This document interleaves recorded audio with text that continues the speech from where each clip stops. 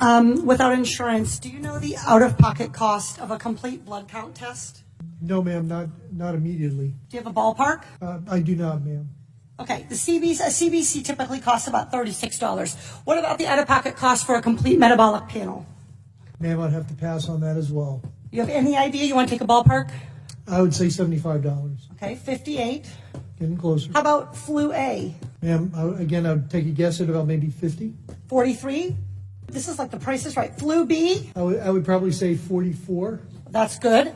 How about the cost of an ER visit for someone identified as high severity and threat? I'm sorry, ma'am, what was the question again? How about the cost of an ER visit for somebody identified as having high severity or high threat? High severity, but ma'am, that's probably about $3,000 to $5,000. Okay, that is $1,151.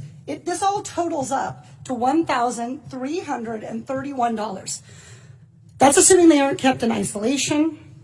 Isolation can add up for one family already, $4,000. And fear of these costs are going to keep people from being tested, from getting the care they need, and from keeping their communities safe. We live in a world where 40% of Americans cannot even afford a $400 unexpected expense. We live in a world where 33% of Americans put off medical treatment last year.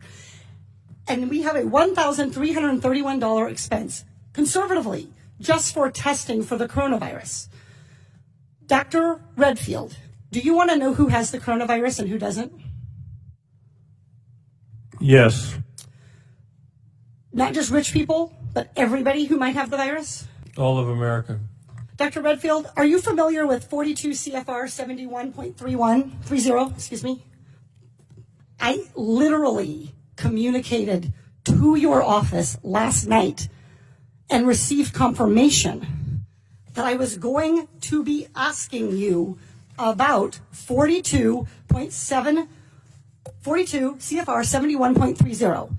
This provides the director may authorize payment for the care and treatment of individuals subject to medical exam, quarantine, isolation, and conditional release. That I know about, and my office did tell me that. I just didn't know the numbers, ma'am. That's Congresswoman. Great, so you're familiar. Dr. Redfield, will you commit to the CDC right now using that existing authority to pay for diagnostic testing free to every American regardless of insurance? Well, I can say that we're going to do everything to make sure everybody can get the care they enough. need. Reclaiming my time.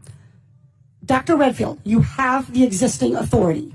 Will you commit right now to using the authority that you have vested in you under law that provides in a public health emergency for testing, treatment, exam, isolation without cost? Yes or no? What I'm going to say is I'm going to review it in detail with CDC and the department. Reclaiming my time. Dr. Redfield, respectfully, I wrote you this letter along with my colleagues, Rosa DeLaura and Lauren Underwood, Congressman Underwood and Congressman DeLaura. We wrote you this letter 1 week ago. We quoted that existing authority to you, and we laid out this problem. We asked for a response yesterday. The deadline and the time for delay has passed. Will you commit to invoking your existing authority under 42 CFR 71.30 to provide for coronavirus testing for every American regardless of insurance coverage? What I was trying to say is that CDC is working with HHS now to see how we operationalize that. Dr. Redfield, I hope that answer weighs heavily on you, because it is going to weigh very heavily on me and on every American family. Our intent is to make sure every American gets the care and treatment they need at this time of this major epidemic, and I'm currently working with HHS to see how to best operationalize it. Dr. Redfield, you don't need to do any work to operationalize. You need to make a commitment to the American people so they come in to get tested. You can operationalize the payment structure tomorrow. I think you're an excellent questioner, so my answer is yes. Excellent. Everybody in America hear that.